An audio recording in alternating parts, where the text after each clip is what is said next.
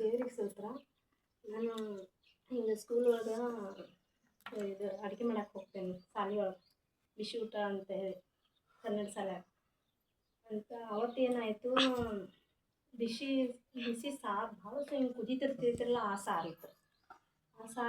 ಅವತ್ತು ಆ ಹುಡುಗಿ ಹೆಂಗೆ ಬತ್ತು ಗೊತ್ತಾಗಲಿಲ್ಲ ನಮ್ಗೆ.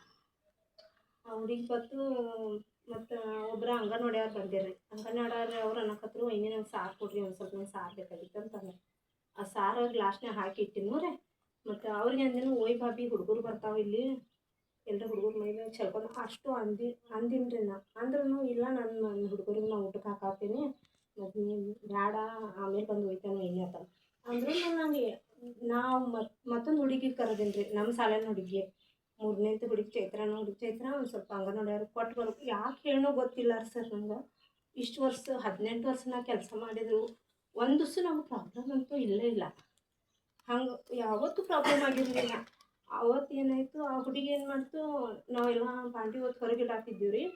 ಮತ್ತು ಮತ್ತು ನಮ್ಮ ಅಡುಗೆಗೆ ಅಂದ್ರೆ ಒಯ್ಬೇಡ ಸುಟ್ಕೊಂಡು, ಯಾಕೆ ಅಂದ್ರೆ ಕರೆ ನನ್ನ ಬಾಯಿಂದ ಬರಲಿಲ್ಲ ರೀ ಅವತ್ತು ರೀ, ಬರಲಿಲ್ಲ. ಮತ್ತು ಅಂತ ಹುಡುಗಿ ತೊಗೊಯ್ತ್ರಿ, ಎಲ್ಲ ಶಾಲೆ ಊಟಕ್ಕೆ ಹುಡುಗರಿಗೆ ಬಿಟ್ಟರು ರೀ. ಅಂತ ಅವ್ರ ಹುಡುಗಿ ಏನಾಯಿತು, ಕಾಕುರ್ನ ಒಯ್ತೇನೆ ರೀ ಅಂತಂದ. ಅಂತ ಹಾಂ ಒಯ್ಯಪ್ಪಿ ಅಂತ ಅಂದಿನಿ ರೀ. ಅಂದಿನ ಹುಡುಗರು ಬರೋದಕ್ಕೆ ಹಿಂಗೆ ಅಳಗಾಡ್ಸ್ಕೊತಾ ಹುಡುಗಿ ಮೈ ಮೇಲೆ ಸಾರು ಚೆಲ್ಲಿಬಿಟ್ರು ರೀ. ಅಂತ ಹುಡುಗಿಗೆ ಐತೇನಪ್ಪಿ ನಾನು ಒಂದು ಸ್ವಲ್ಪ ಉರಿ ಐತ್ರಿ ಕಾಕು, ಇದೆಲ್ಲ ಕೆಂಪಾಗಿತ್ತು ಹುಡುಗಿದು. ಆವಾಗ ಸರ್ಗಳಿಗೆ ಫೋನ್ ಹಚ್ಚೀನಿ ರೀ. ರಾತ್ರಿ 9:30 ಆಗಿತ್ತು. ಸರ್ ನಮ್ಗೆ ಪ್ರಾಬ್ಲಮ್ ಆಗೈತೆ ರೀ, ಮತ್ತು ನಾಳೆ ಪಾಲಕರು ಯಾವ ರೀತಿ ನನಗೆ ಏನೂ ಕೇಳಬಾರ್ದು ಬಂದಾಗ. ಸರ್ ನಾನು ಏನು ಮಾಡಲಿ ಅಂತೇಳಿ ಸರ್ಗಳಿಗೆ ಫೋನ್ ಹಚ್ಚೀನಿ ರೀ. ಅದು ಸರ್ ಹೇಳಿದ್ರು, ಆ ರೀತಿ ಎಲ್ಲ ಹಂಗೆ ಹುಡುಗರಿಗೆ ಕೆಲಸ ಹಾಕ್ಬೇಡ್ರಿ, ನಿಮ್ಮ ಕೆಲಸ ನೀವು ಮಾಡ್ಕೊಂಡು ಹೋಗ್ರಿ ಅಂತ ಹೇಳಿರಿ. ಸರ್ ಪ್ರಾರ್ಥನೆ ಮಾಡಿದ್ರು, ಕಡಿಮೆ ಆಯ್ತು ರೀ. ಆ ಹುಡುಗಿಗೆ ನಾನು ಅವತ್ತು ದೇವರಿಗೆ ಏನೂ ತೊಂದರೆ ಆಗಬಾರ್ದು ಅಂಥೇಳಿ ನಾ ಮಧ್ಯಾಹ್ನದಿಂದ ಬೇಡ್ಕೊತಾ ಇದ್ದೀನಿ ರೀ.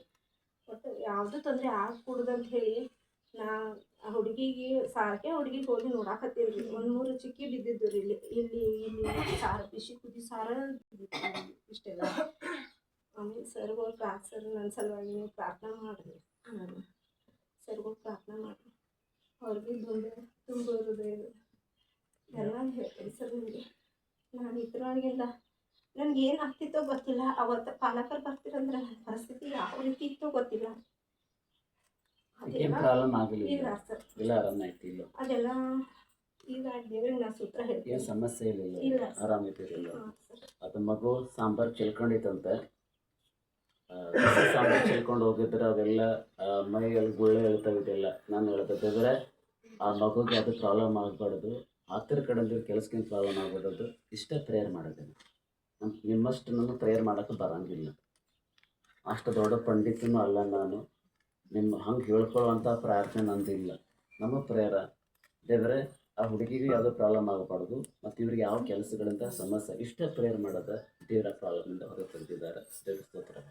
ನಿಮ್ಮ ಯಜಮಾನೆಲ್ಲ ಆರಾಮಿದ್ದಾರೆ, ಹುಡುಗರೆಲ್ಲ ಆರಾಮಿದ್ದಾರೆ, ಏನು ಪ್ರಾಬ್ಲಮ್ ಇಲ್ಲ. ಓಕೆ,